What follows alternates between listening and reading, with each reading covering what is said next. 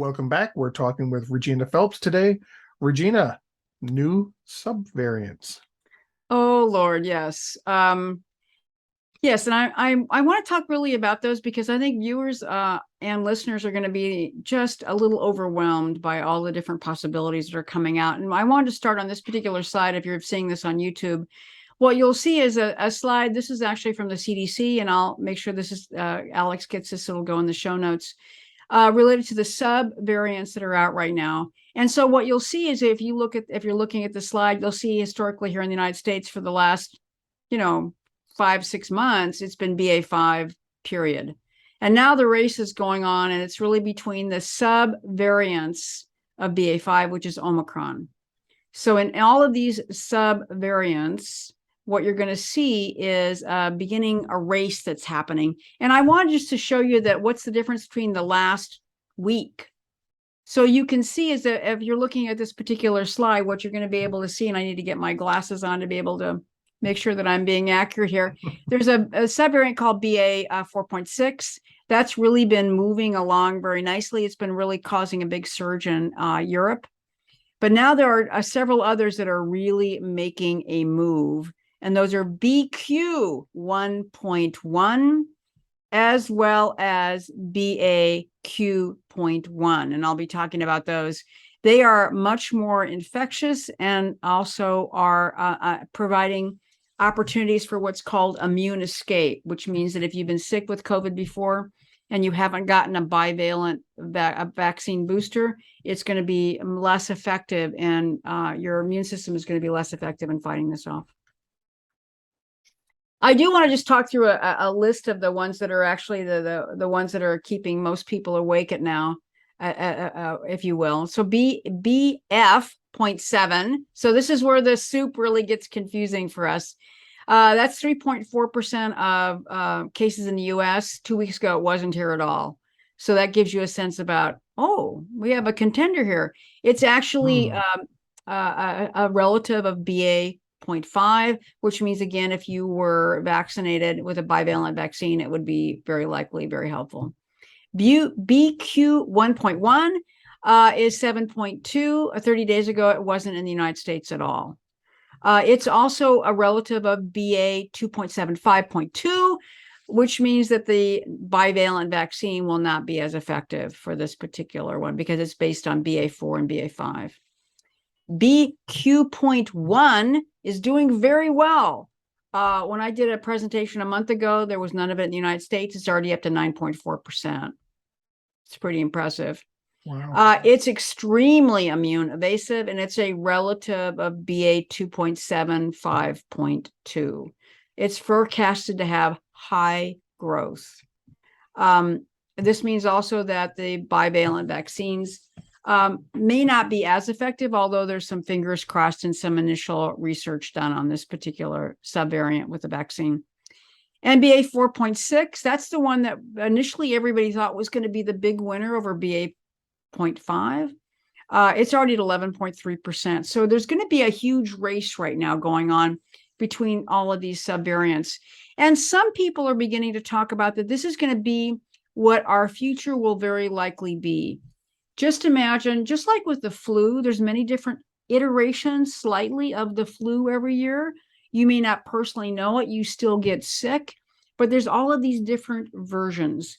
And so that's what's beginning to shape up now with the SARS-CoV-2 virus, is that we have these different slices. All they're trying to do is to actually stay alive. Just keep that in the back of your mind. That's their desire, is to stay alive. And so there's this race going on right now, but what may happen is that all of them end up having a share of the pie, not like BA5, which everybody had, if you will, that got sick. So this is a big shift right now in the world of SARS-CoV-2. There's a lot of debate about what's going on right now. This is actually a guy that I follow on Twitter, Moritz Gunzik, and he actually is forecasting a BA.1 wave here in the United States, and that will basically take over BA.5, which is the one that's basically worldwide, what we used to simply call Omicron. Now, BQ.1 is a subvariant of that. And as if if you have a chance to see this on a slide, you can see that the forecast that he's got in his model is that this will be the actual variant that will take over the world next, unless there's something else immediately behind it. So not that it makes a big difference for all of us. I mean, there's still a lot of circulating virus out there. Now, because there's so much circulating virus and because there is a lot less testing going on. So here in the United States, PCR tests are really much more difficult to get than they were in the height of the pandemic. Many people are doing home testing, so you don't have to report that to anybody, so no one knows what's going on. So we're doing a lot more wastewater surveillance, and they're starting to actually do this in many communities across the United States. Are you doing wastewater surveillance in Canada at all? There has been, yes. Yes, I have heard that. I wouldn't say it's widespread and everywhere, but it is starting to occur now. That's great. Especially in places like Toronto, Montreal, the big cities. Right. I would expect you'd see it more in the larger urban centers. And if you look at this map of the United States, you'll see that most of these are around larger cities. And now the CDC is really trying to push out wastewater surveillance, not just for COVID, but it's also good for the flu.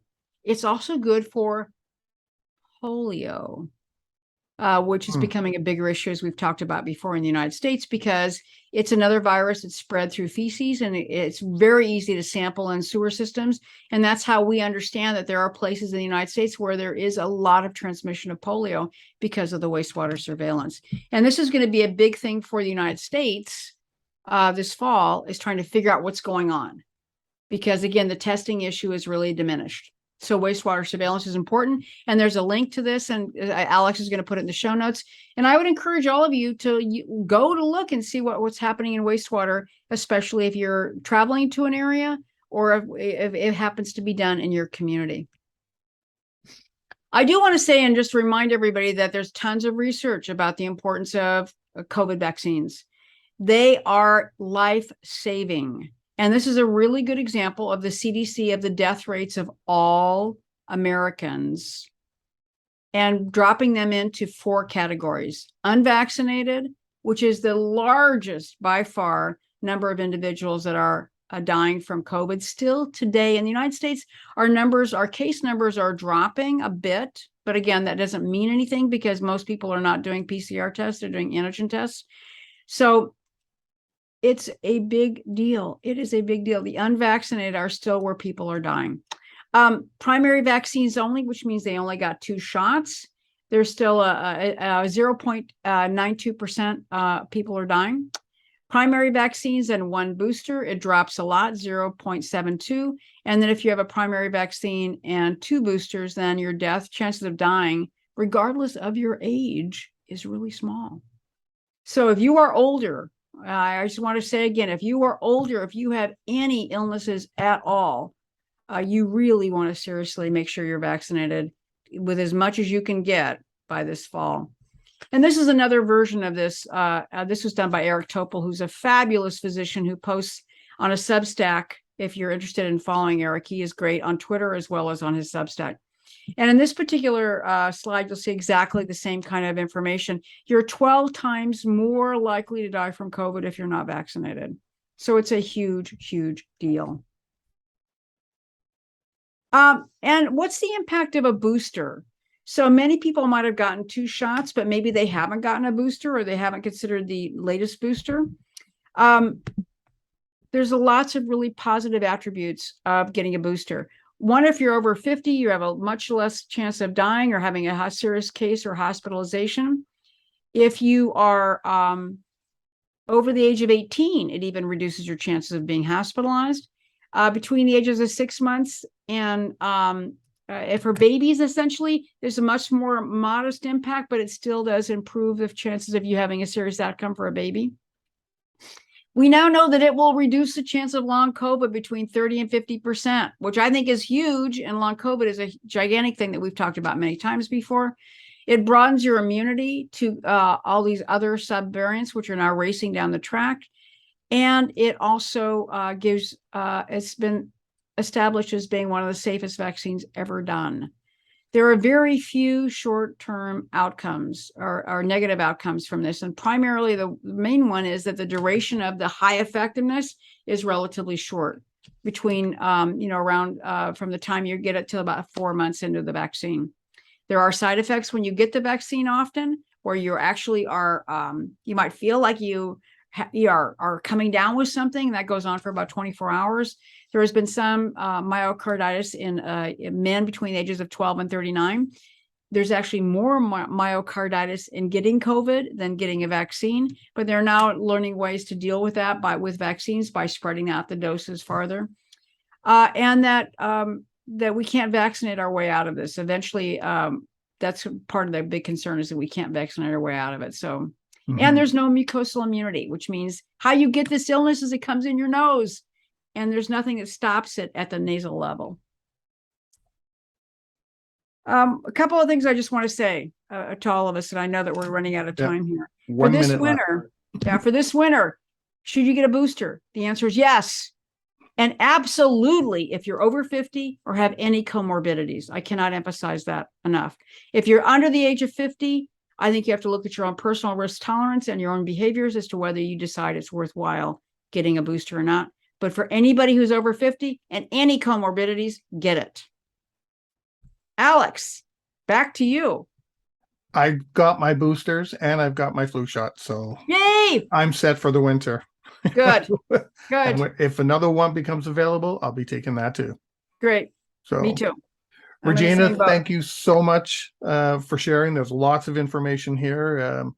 I'm not quite sure if the horizon is looking dark or gray. Muddy. How about muddy? Yeah, muddy horizon right now. I think that's what I'll call today's show. The Muddy Horizon. Go. That's good. Muddy Horizon. Regina, thanks very much. I really appreciate you sharing all this information with us again. You're welcome. Great to be with you as always, Alex. And we'll see you in 2 weeks. Yay! Super excited. And everybody watching and listening, stay prepared, everybody. If you liked that video, thumbs up. If you didn't like that video, thumbs down. But leave me a message and let me know your thoughts. Of course, don't forget to subscribe. And in the meantime, stay prepared, everybody.